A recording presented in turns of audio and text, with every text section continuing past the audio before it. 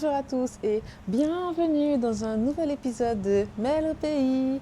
Alors oui, je sais, je ne sais pas chanter et c'est bien pour ça qu'aujourd'hui, je vous emmène avec moi au cours de chant à l'IFDM avec Régine La Passion. Et par la suite, on fera aussi du piano. Alors restez bien concentrés si, comme moi, vous ne savez pas chanter et que vous aimez quand même ça à côté. Ce sera peut-être l'occasion d'en apprendre un peu plus.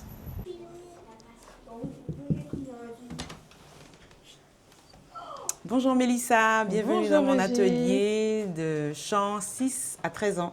Voilà, entre. Bon, ben super.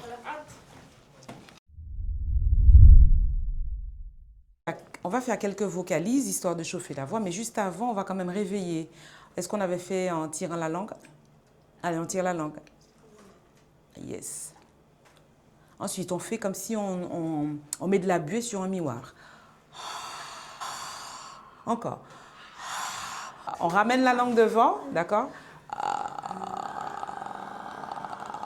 C'est pas ah, c'est ah. Oui, oui, oui, oui, oui. Respirez. On regarde devant soi. Oui, oui, oui, oui, oui. Mio, mio, mio, mio, mi. Mio, mio, mio, mio, mi. Mio, mio, mio, mio, mi. Respirez. Mio, mio, mio, mio, mi. On redresse les épaules. Mio, mio, mio, mio, mi. On gonfle. Mi, ma, mo, mu, mu. Respirez. Mi, ma, mo, mu, mu. Soufflez. Ça va? Ça va. Maintenant, on va ouvrir la voix avec ceci. Est-ce que j'avais fait avec vous? Respirez.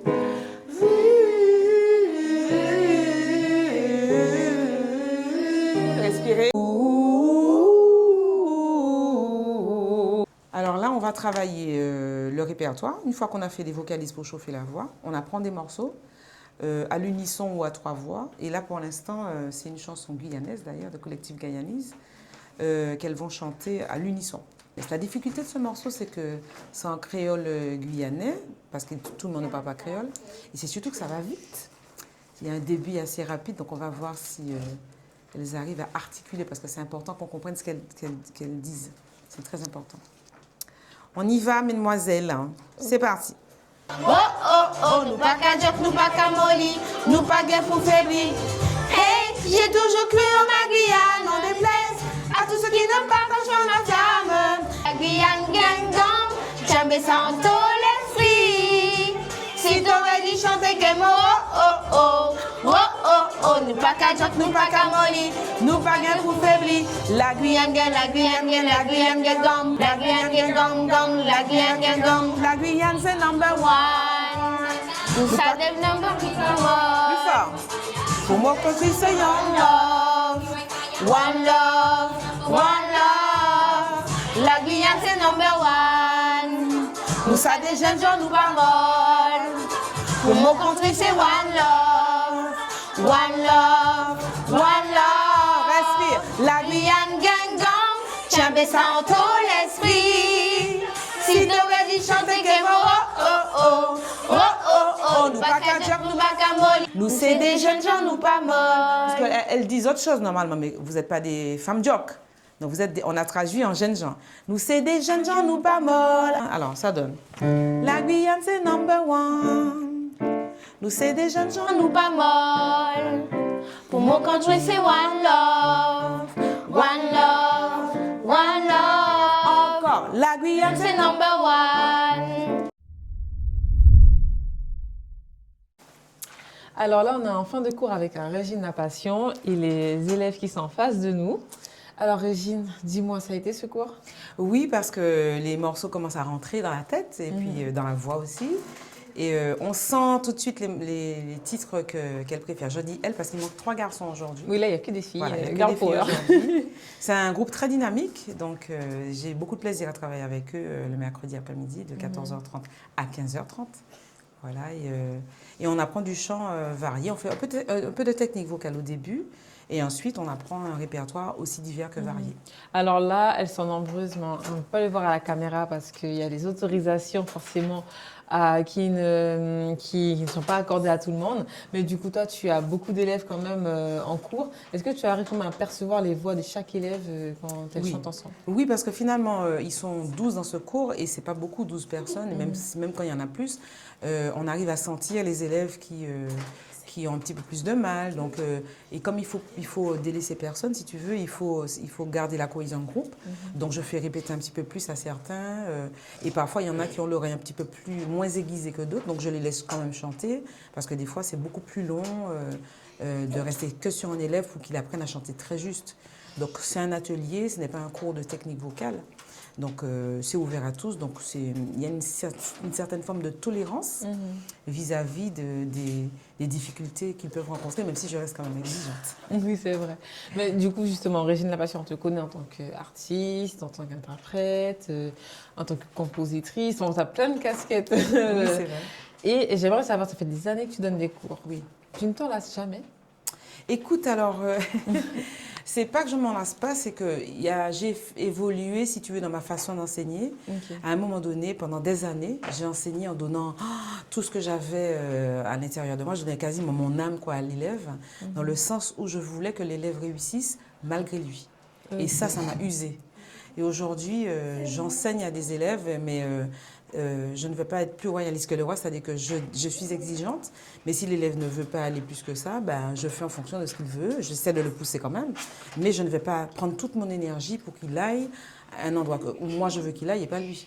Ouais. Donc c'est beaucoup moins compliqué pour moi aujourd'hui. Et puis j'ai su évoluer avec le temps, les élèves ont changé, le monde a changé, donc les élèves aussi ont changé, ils ont d'autres aspirations. Donc j'ai dû revoir ma façon d'enseigner.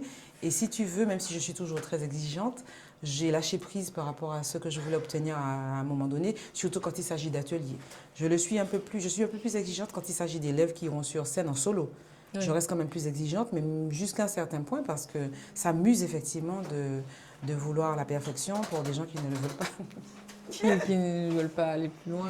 Pas plus que ça, voilà, c'est ça. Est-ce que toi, tu as l'impression aussi d'avoir laissé un peu ta propre carrière, comme si tu donnes tout, pour pouvoir lancer des carrières en Guyane? Oui, j'ai fait ça beaucoup pendant un moment. J'ai une anecdote, c'est qu'une fois, je cherchais un concert à placer dans mon calepin.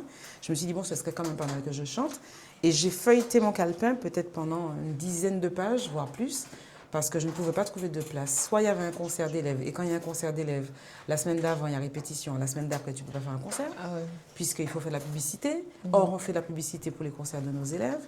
Après, il y avait d'autres choses, il y avait des concerts d'élèves qui étaient répartis sur toute l'année. Donc, j'avais du mal à trouver une place pour moi.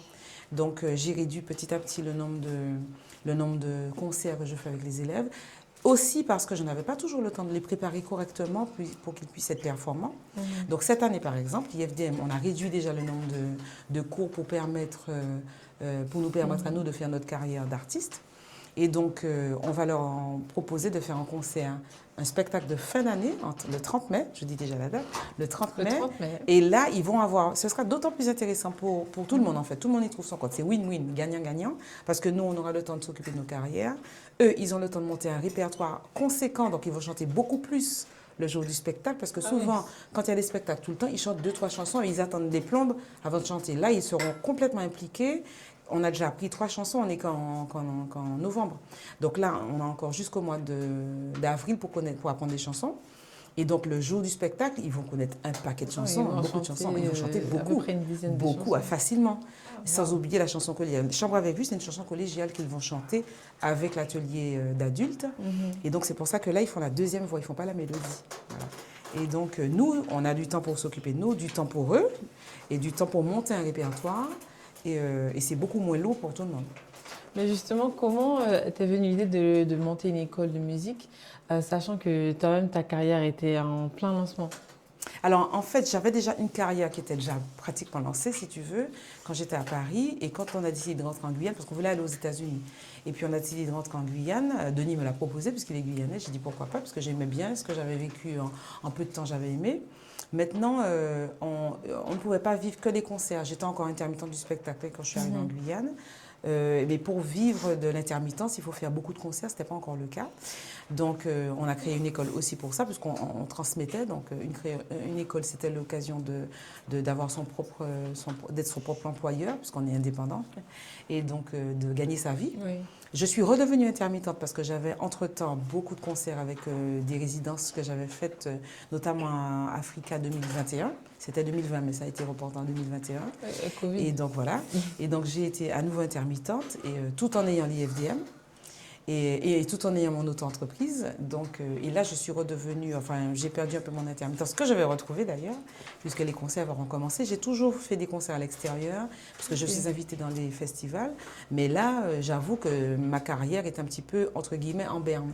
Donc là, en réduisant les cours de l'IFDM, ça me permet de recommencer à voyager plus souvent et si tu veux, pas de remettre le pied à l'étrier, mais pas de refaire surface non plus, mais d'exister à nouveau sur le marché professionnel.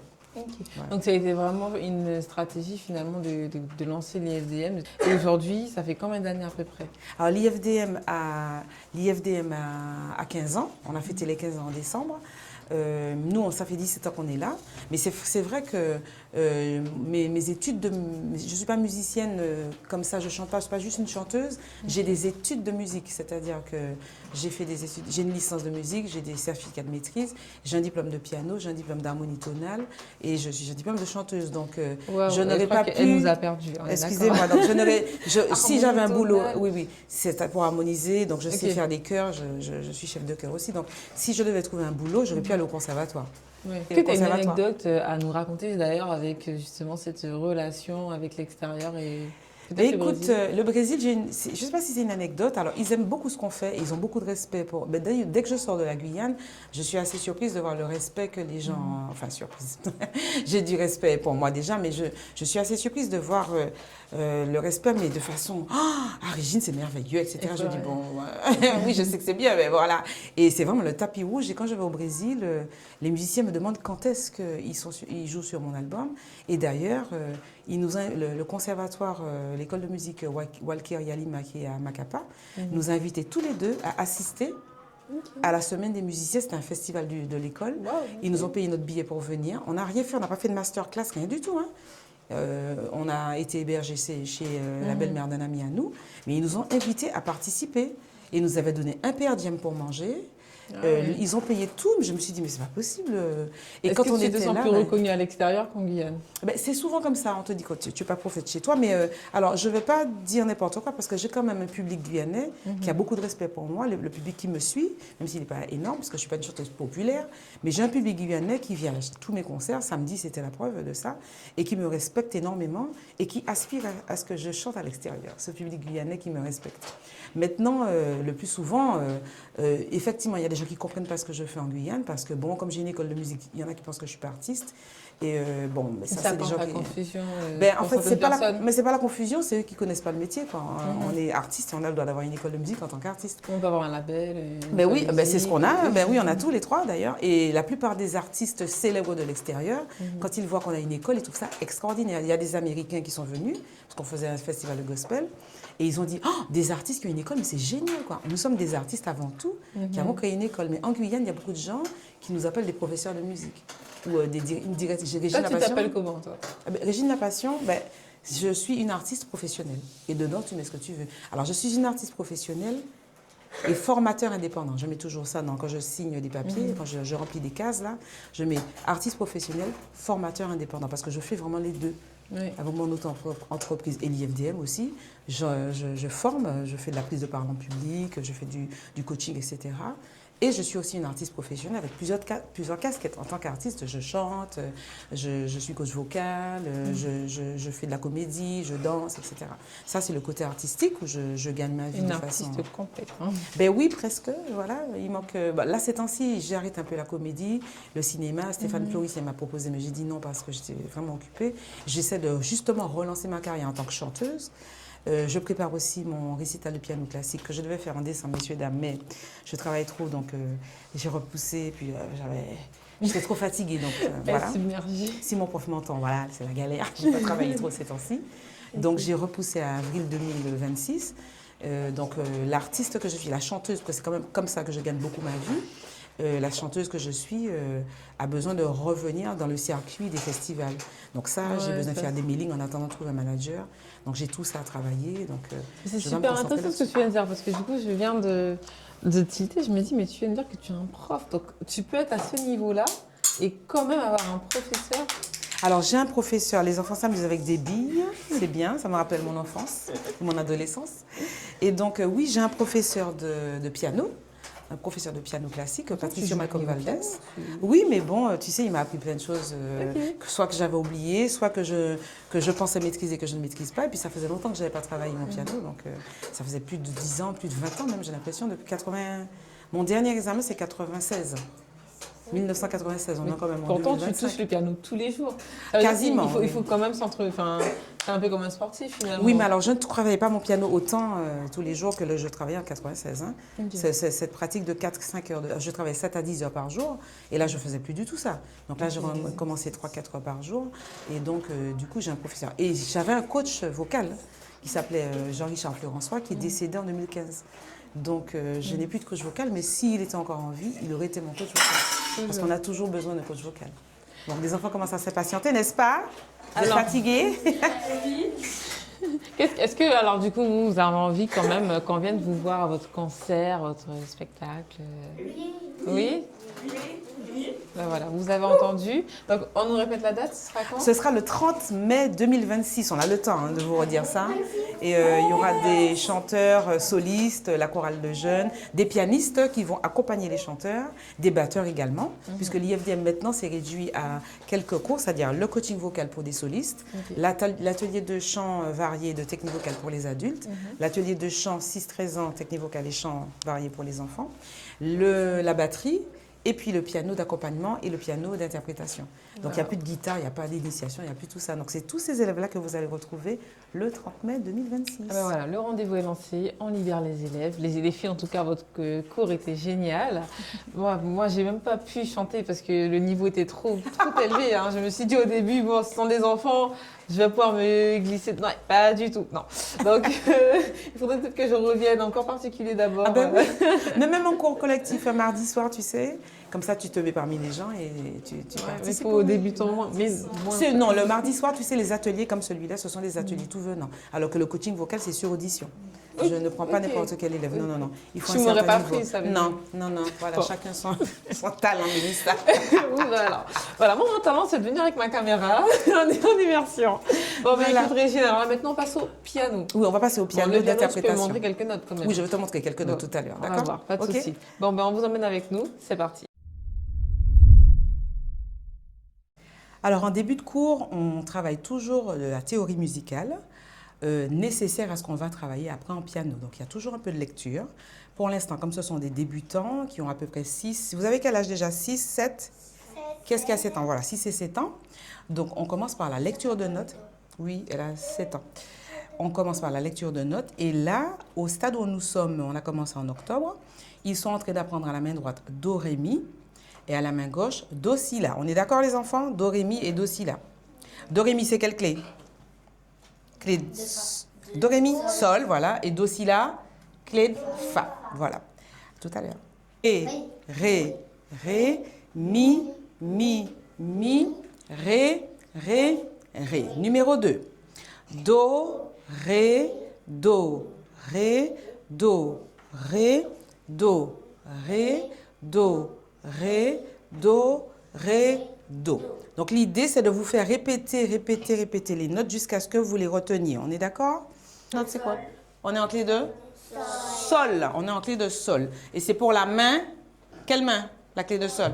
La main droite. Et la clé de Fa, c'est pour la main gauche. On y va. On va lire les notes sans jouer pour l'instant. Une fois que vous saurez bien jouer, bien lire les notes, vous pourrez mieux jouer. On y va. 1, 2. Do, Ré, Mi, Do, Si, La. C'est mon signal. 1, 2, Do, Ré, Mi. Do, Si, et La. Sans lever la main trop haut. Assieds-toi bien. Do, Si, et La. do, si, la. C'est bien. On fait tout avant de partir? On met les deux mains. Et après, je vous laisse partir. C'est parti. 1, 2. La. Non, non, non, on refait depuis le début. La, do, ré, mi, ré, do, si, la. C'est parti. 1, 2, main gauche. La, main droite. Do, ré, mi, ré, do, si. Main gauche, ici. La. Alors Régine, là maintenant, alors tes élèves au piano sont en train de travailler leurs morceaux. Oui. Tu nous as confié au niveau du chant que tu avais changé tes méthodes d'enseignement. Est-ce qu'au niveau du piano, tu as changé aussi? Oh, j'ai encore plus changé en piano qu'en chant parce qu'en fait, le monde a changé. Donc les enfants ont changé. Tout le monde est très occupé. Même toi, il m'a beaucoup plus joint. Des fois, je t'oublie, j'ai dit je vais appeler Mélissa et puis 10 ans après, je te rappelle. Donc les parents n'ont plus le temps, les gens n'ont plus le temps. Donc les parents n'ont plus le temps. Attention, il y a des parents qui prennent le temps d'élever leurs enfants, ils ont pris le temps de les emmener à l'IFDM. Donc ils ont eu le temps de les mettre dans une activité, mais tout le monde est très occupé, tout le monde est affairé. Les enfants eux-mêmes sont affairés, ils ont plusieurs activités, des fois trop d'activités. Donc les enfants ne bossent plus comme avant. Ils ne travaillent plus à la maison comme avant. J'ai vu que tu as posé la question qui a travaillé à la maison. Nos réponses. Ouais. Tu as vu, personne n'a répondu. Alors, c'est une question que je pose à mes chanteurs aussi il y a l'année dernière. Oui, c'est ça, l'année dernière. Et j'ai posé ça le premier cours. Et après, j'ai arrêté de poser la question pour ne pas les culpabiliser. J'ai dit, vous avez eu le temps de travailler un petit peu les chansons? Personne n'a répondu, des adultes. Je me suis dit, bon, allez, Régine, stop. Et là, je pose la question à des enfants. Vous avez pu bosser? Non. Il y a une petite, elle a levé le doigt, mais tellement 10 ans après, son doigt a pris 10 ans pour se lever. Donc, quand tu fais ça, je sais que tu n'as pas bossé. J'ai beaucoup d'expérience pour savoir que tu n'as pas travaillé. Le professeur est là pour te guider et à la maison, tu entretiens. Donc, moi, je te montre, tu ne vas pas bien jouer au piano parce que tu es avec Régine Lapassion, qui est une bonne prof, n'est-ce pas? Mais même si tu es avec Régine Lapassion et que je suis une bonne prof, si tu ne bosses pas, je prends l'exemple de mon exemple à moi. Quand j'ai commencé mes cours avec Patricio, il y a 1 an et demi à peu près, je n'avais pas tellement bossé entre 2 cours. Il m'avait dit un certain nombre de choses. Et puis, je reviens et je me rends compte que... Mais il m'a dit ça la semaine dernière. Et en fait, je n'avais pas bossé. Je n'avais pas tellement travaillé. J'ai arrêté mes cours de basse que je prenais avec Victor sa basse parce que je n'avais pas le temps de bosser ma basse. Donc, j'ai commencé avec toute mon énergie, etc. Et puis, tout ce que je faisais, c'était en mars 2017. Enfin, à l'époque 2017 où j'avais aussi mon concert aux Zéphyrs. Mais je n'avais pas le temps de bosser. J'ai arrêté la danse à ce moment-là, je ne pouvais pas. Donc, je refuse de revenir dans un cours devant un prof pour qu'il me dise les mêmes choses. Donc, le prof est là, il te guide, mais c'est toi qui fais le travail. Tu te positionnes vraiment comment par rapport aux enfants? Est-ce que tu penses qu'il faut quand même, dès 6 ans, appliquer une rigueur aux enfants? Oui, bien sûr. Ah oui? Okay. Ah oui, moi, je leur applique la rigueur dès le début, mais j'ai changé ma façon d'enseigner dans le sens où avant, j'étais assez raide d'ailleurs, et pas forcément flexible, et puis que ce soit adulte, enfant, tout le monde m'enseigne. Okay. Mais aujourd'hui, comme j'ai vu que les enfants ont changé, ils sont plus sensibles, pas susceptibles, ils sont plus, mais presque, mais ils sont plus sensibles, et puis ils ne sont pas habitués à ce qu'on leur donne de la rigueur. Parfois, ils sont pas, je ne dis pas ça pour mettre les parents mal à l'aise, hein, mais il y a beaucoup d'enfants qui n'obéissent pas. Quand tu élèves légèrement la voix, ils ne sont pas habitués. Si tu dis, allez, chut, taisez-vous, je te dis, c'est un petit peu trop fort. C'est comme si j'avais dit un gros mot, un truc comme ça. Bon, donc il y a ça. Donc au départ, je trouve ça inadmissible. Hein. Oh là là, c'est pas possible ce truc. Et puis je me dis, bon, Régine, écoute, hein, il faut accepter la réalité. C'est toi qui dois changer.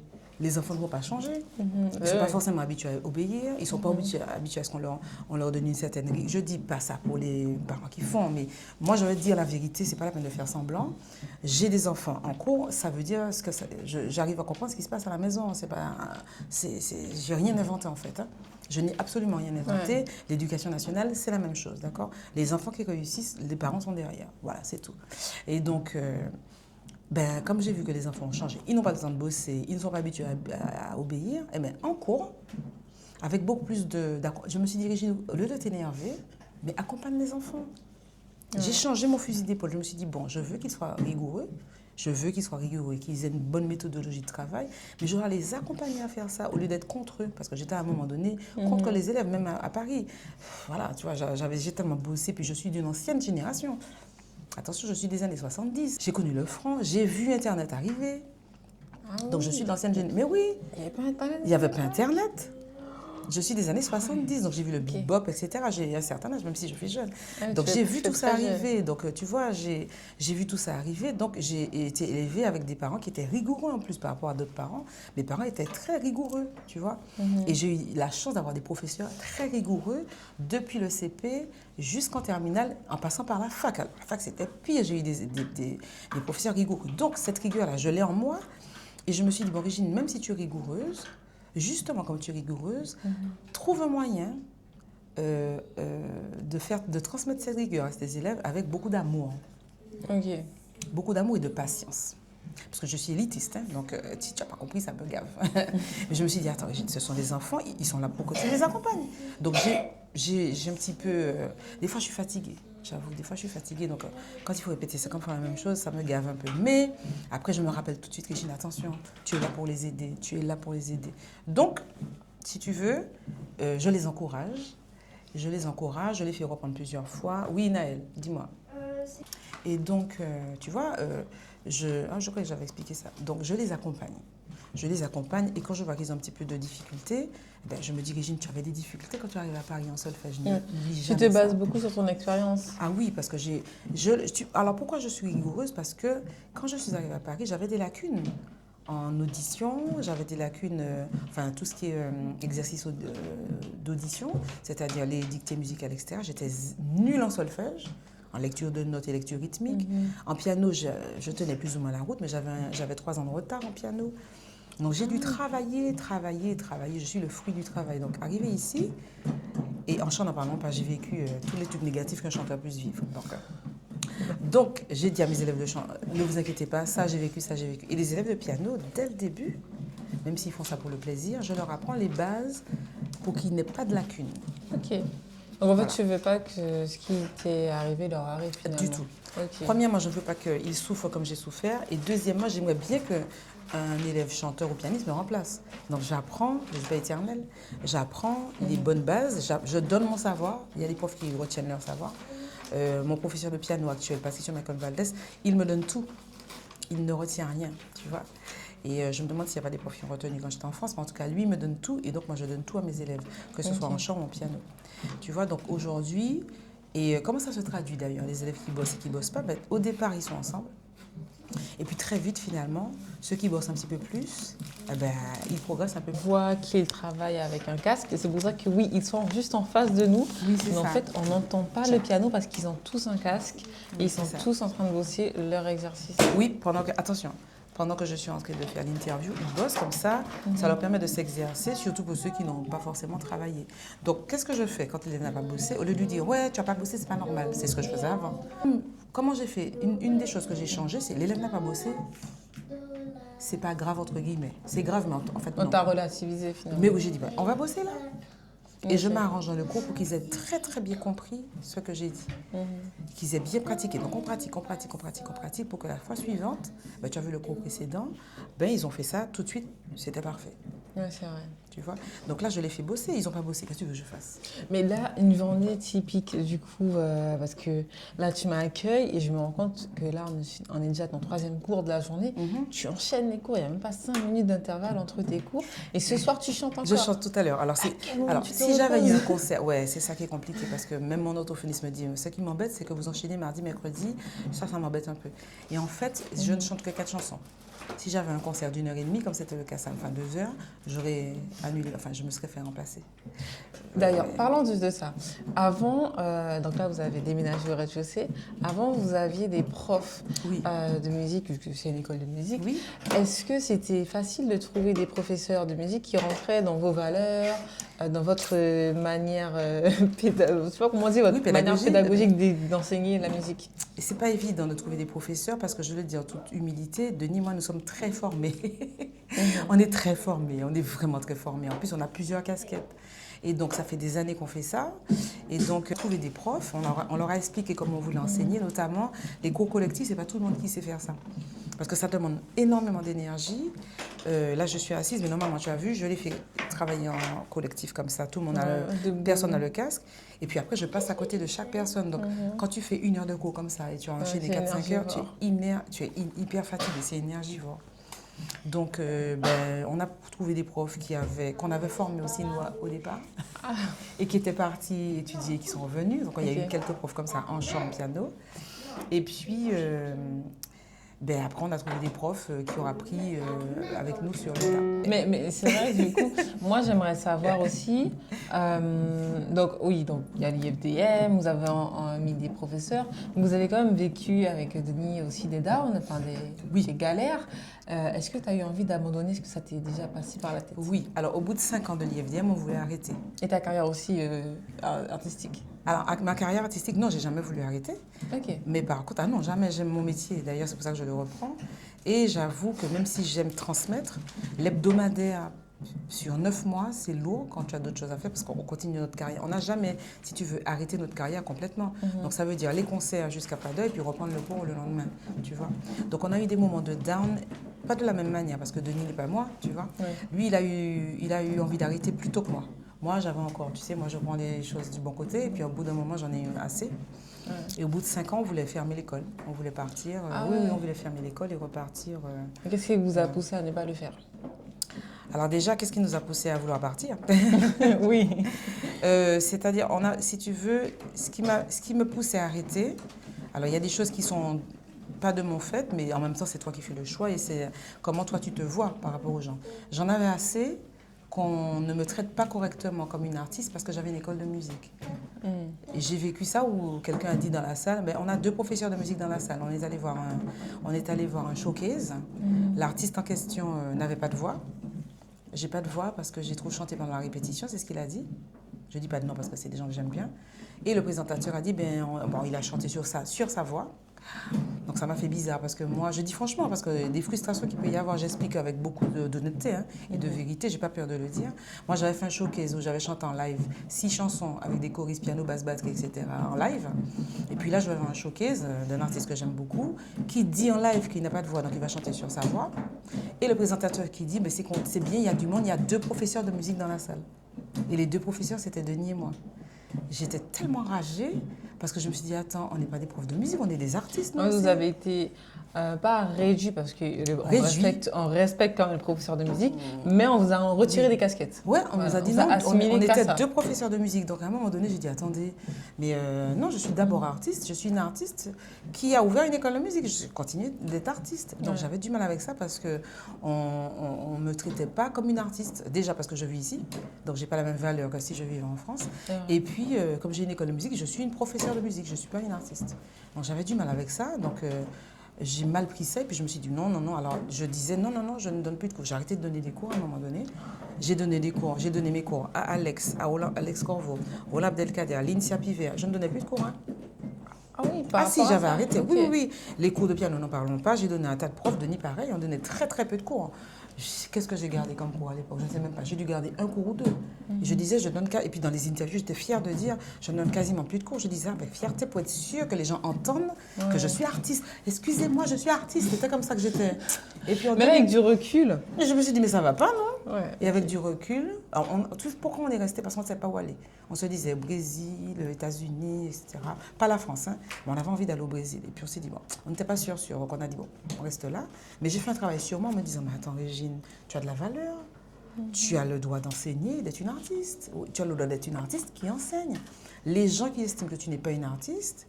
Alors, la personne qui avait dit ça, je ne pense pas qu'elle ne pense pas que je sois artiste, mais la façon dont elle l'avait dit, ça m'avait gonflé. Ça t'avait un peu... Voilà. En fait, c'est quelqu'un que j'aime aussi, la personne qui avait dit ça.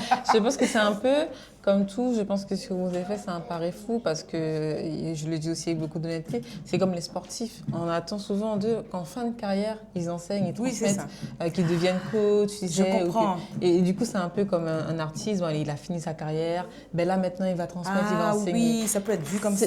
C'est peut-être ça aussi. C'est comme ça que c'est. Ça que les gens en tout cas.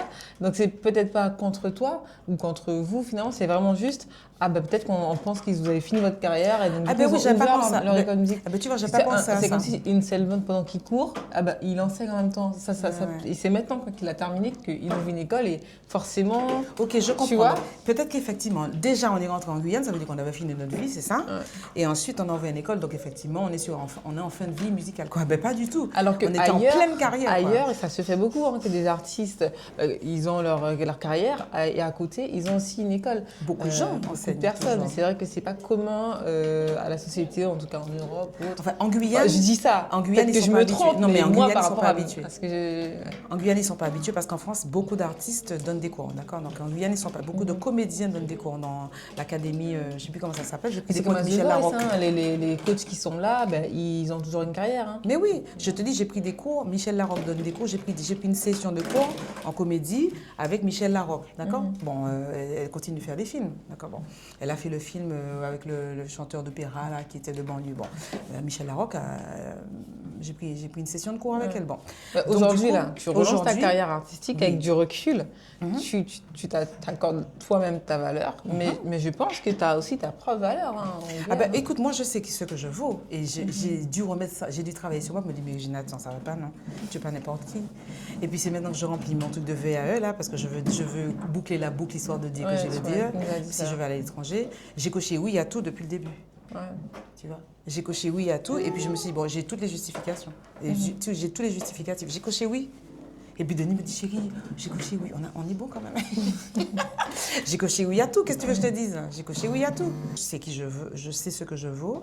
Je sais que c'est très important de transmettre. Alors, dans l'hebdomadaire, je ne vais pas faire ça toute ma vie en effet, puisque je vais de plus en plus tourner. À un moment donné, il faudra transmettre l'IFDM à quelqu'un. J'ai fait beaucoup de progrès vocaux en enseignant les 5 ans, les fameux 5 ans là. Eh bien, au bout de 4-5 ans là, j'ai fait des progrès monstrueux en chant.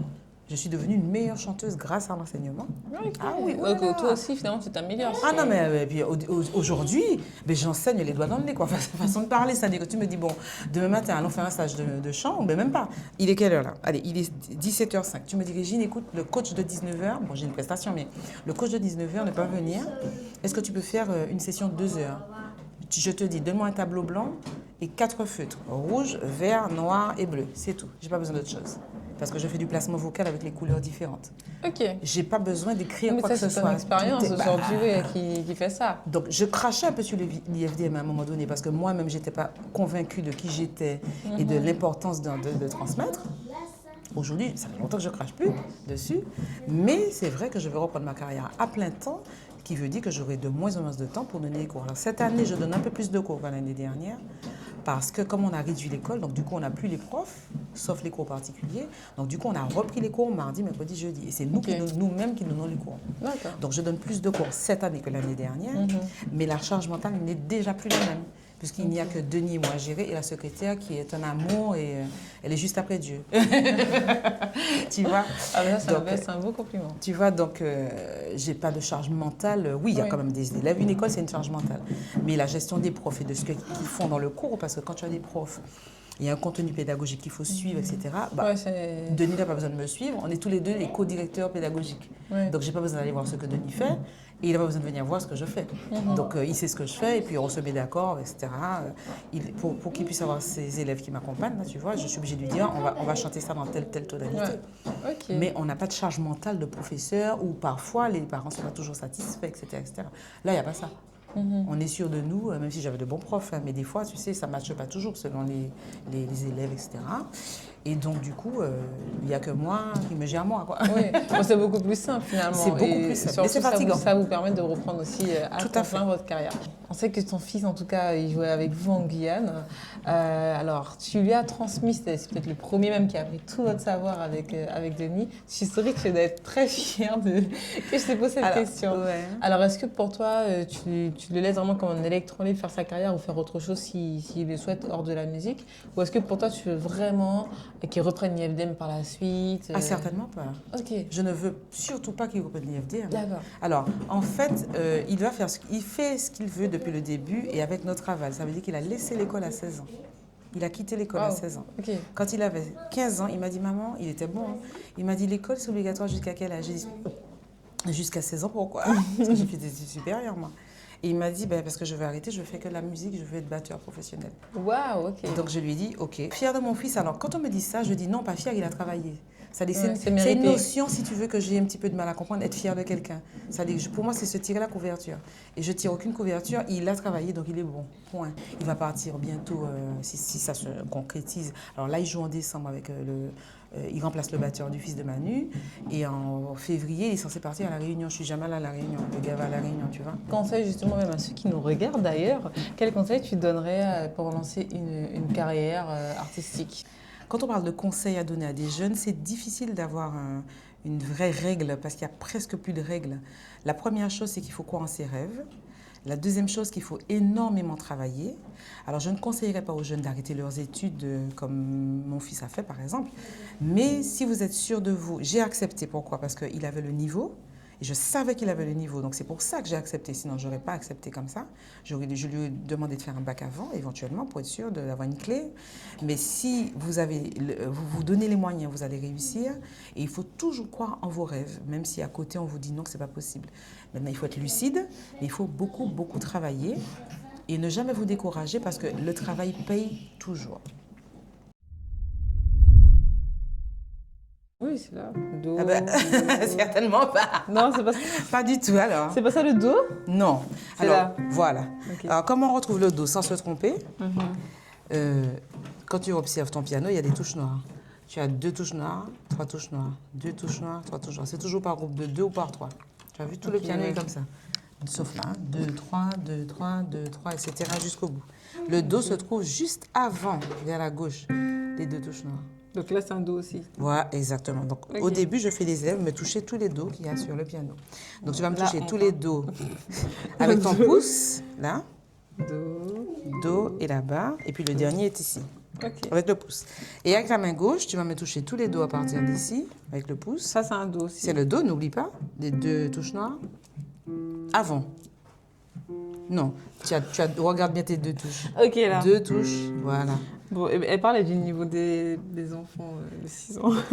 Non, mais il faut se concentrer. Do et là, là-bas. et là, du coup. Yes, tu as compris le principe? Ok, c'est bon. C'est pas après, c'est avant. Ok. Les 2 touches. Une fois que tu as do, tu peux faire do, ré, mi, fa, sol, regarde. Do, ré, mi, fa, sol. Voilà, et la main gauche, do, si, la, sol, fa.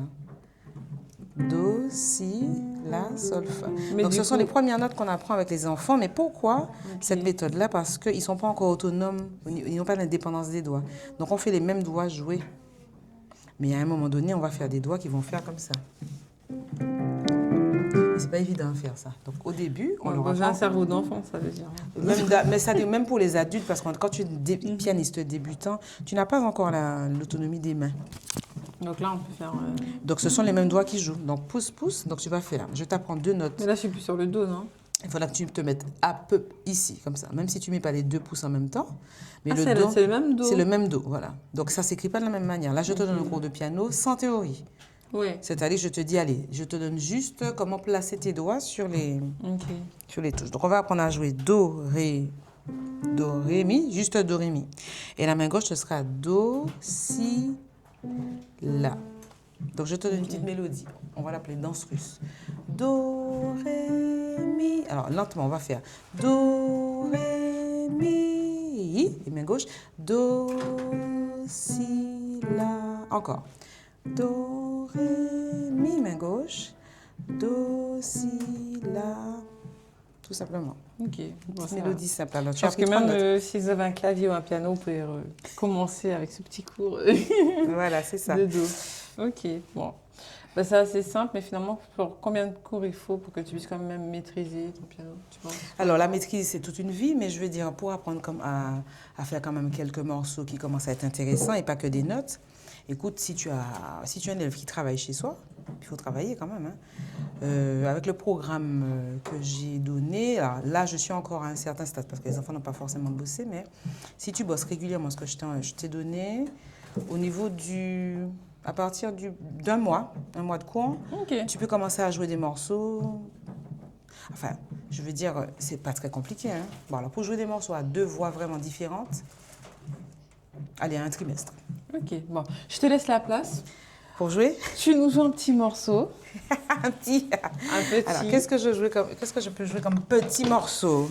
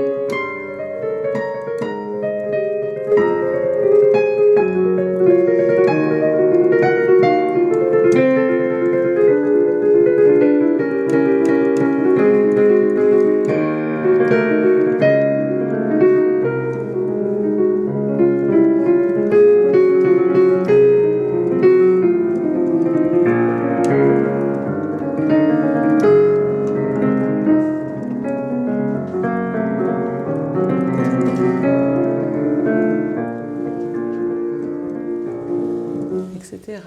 Régine, merci beaucoup de m'avoir permis de venir en immersion dans tes cours de chant et de piano. C'était un réel plaisir et je pense qu'on a beaucoup appris à te connaître.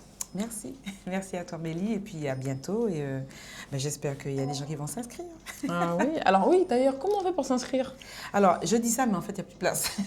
Non, c'est pas vrai. C'est que pour s'inscrire, il faut aller sur le site www.ifdm.fr ou alors vous appelez au 05 94 29 32 39 de 9h à midi et de 16h à 19h. J'espère que vous avez pris des notes. C'était à Régine La Patiente.